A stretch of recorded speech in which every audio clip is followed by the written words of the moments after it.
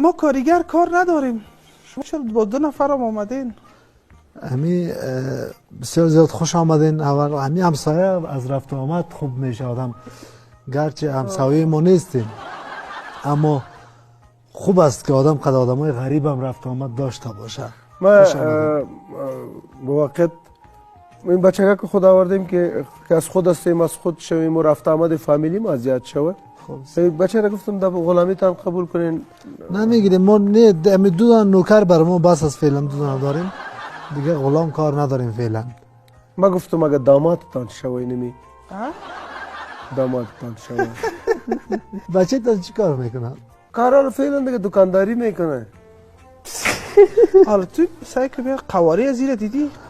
قواره ازی برای داماد نمیمانه. این قواره از زیر سعی کن. دختر ما را حسن ببینی میگم ما، چشم میگم ما، بینی میگم ما، قد میگم ما، تو زد دیگه، قد میگم ما، لب میگم ما، ابرو میگم ما. این ترس آلی رسه که این ابرو چشم نداره.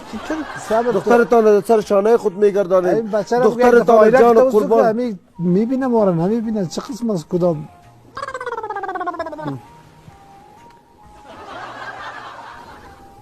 چهار تا مطلق دیواره است.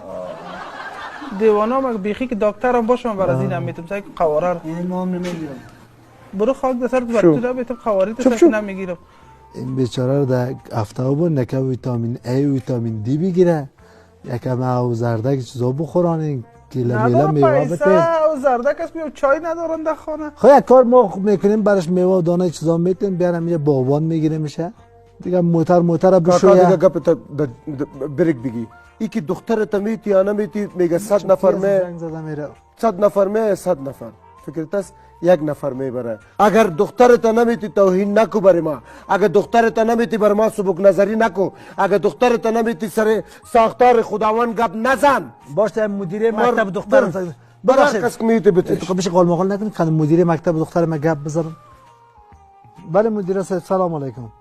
خوب است؟ ها؟ چی و؟ ولی هاست خدا مذاق نکنه. چرا چی شده؟ دختر گریخته قدم اون بچه چپس فروش دان مکتب. عزیزم سونه من رفتم آب گریخته بودم یک وقت. نه صبر کن تو.